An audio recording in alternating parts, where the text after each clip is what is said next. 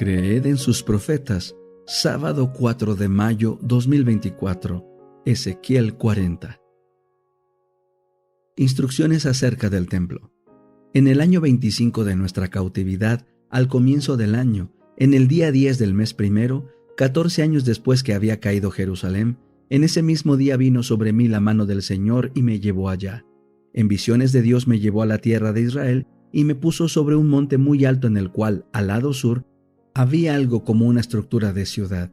Me llevó allá, y he allí un hombre cuyo aspecto era como el aspecto del bronce.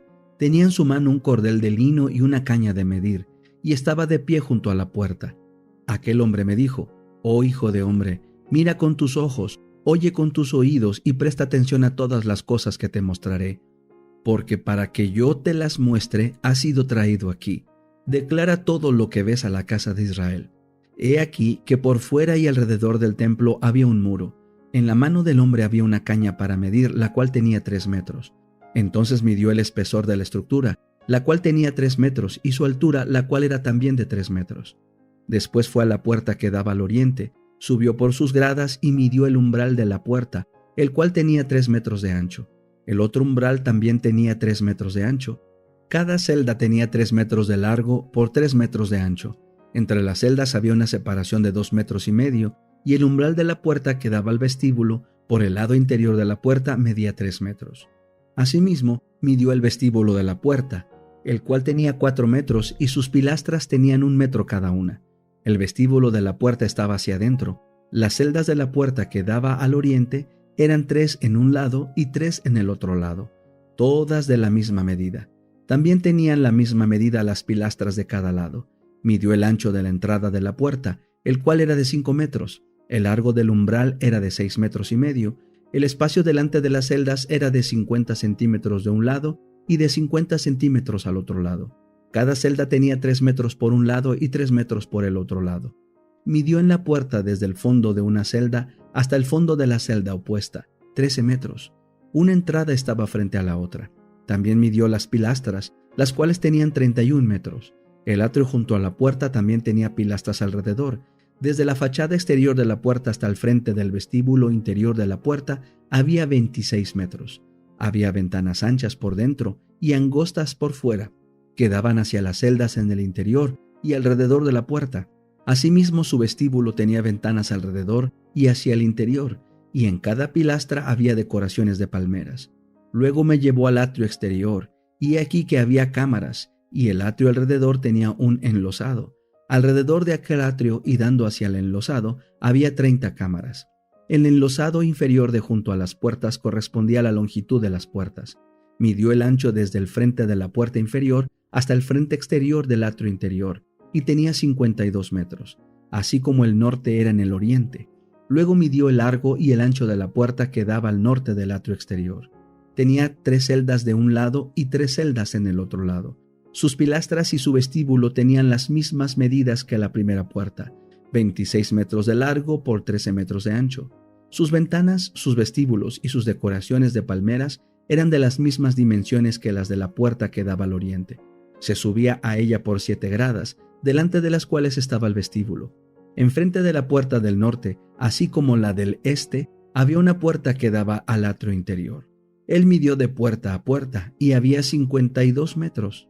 Luego me condujo hacia el sur, y he aquí que había otra puerta que daba al sur.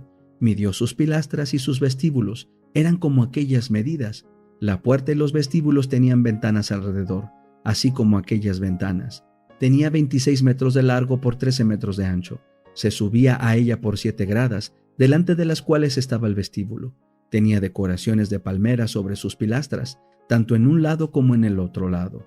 También había en el atrio interior una puerta que daba al sur. Midió de puerta a puerta hacia el sur, y había 52 metros. Luego me llevó por la puerta al sur al atrio interior, y midió la puerta del sur. Eran como aquellas medidas. Sus celdas, sus pilastras y sus vestíbulos tenían aquellas mismas medidas. La puerta y los vestíbulos tenían ventanas alrededor. Tenía 26 metros de largo por 13 metros de ancho. Alrededor había vestíbulos de 13 metros de largo y 2 metros y medio de ancho. Sus vestíbulos daban al atrio exterior y tenían decoraciones de palmeras sobre sus pilastras. y 8 gradas daban acceso a ellos. Luego me llevó al lado oriental, al atrio interior, y midió la puerta. Era como aquellas medidas. Sus celdas, sus pilastras y sus vestíbulos tenían aquellas mismas medidas. La puerta y los vestíbulos tenían ventanas alrededor. Tenían 26 metros de largo y 13 metros de ancho. Sus vestíbulos daban al atrio exterior y en ambos lados tenían decoraciones de palmeras sobre sus pilastras, y 8 gradas daban acceso a ellos. Luego me llevó a la puerta del norte y midió, conforme a aquellas mismas medidas, sus celdas, sus pilastras y sus vestíbulos. La puerta tenía ventanas alrededor. Tenía 26 metros de largo y 13 metros de ancho. Sus vestíbulos daban al atrio exterior y en ambos lados tenían decoraciones de palmeras sobre sus pilastras, y 8 gradas daban acceso a ellos. Había una cámara cuya entrada daba al vestíbulo de la puerta. Allí lavaban el holocausto. En el vestíbulo de la puerta había 2 mesas en un lado y otras 2 en el otro lado, para degollar sobre ellas el holocausto, la víctima por el pecado y la víctima por la culpa.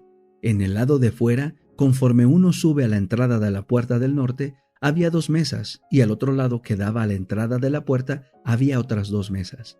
Había 4 mesas en un lado y 4 en el otro, es decir, al lado de la puerta había 8 mesas sobre las cuales degollaban las víctimas.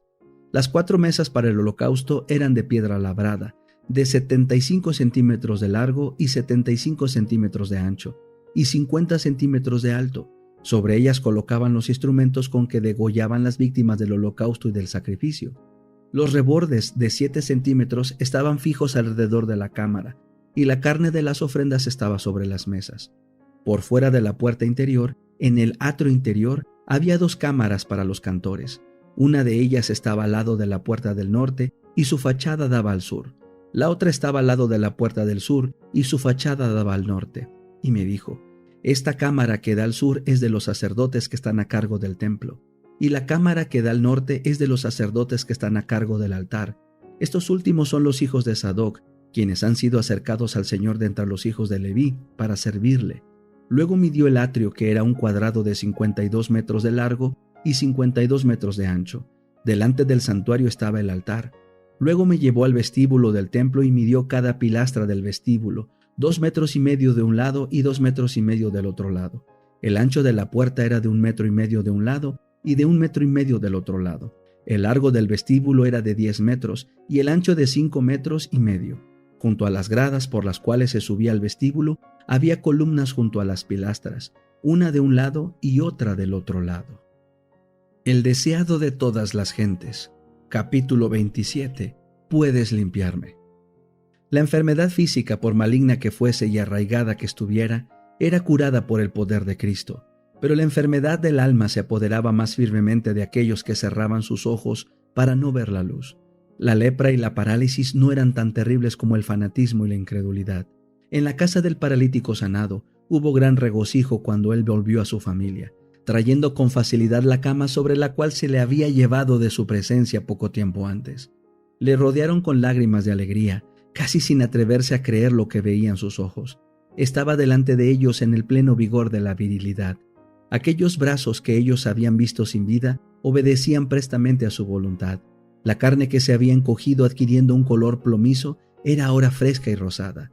El hombre andaba con pasos firmes y libres. En cada rasgo de su rostro estaban escritos el gozo y la esperanza, y una expresión de pureza y paz había reemplazado los rastros del pecado y del sufrimiento. De aquel hogar subieron alegres palabras de agradecimiento, y Dios quedó glorificado por medio de su Hijo, que había devuelto la esperanza al desesperado y fuerza al abatido. Este hombre y su familia estaban listos para poner sus vidas por Jesús. Ninguna duda enturbiaba su fe, ninguna incredulidad manchaba su lealtad hacia aquel que había impartido luz a su oscurecido hogar.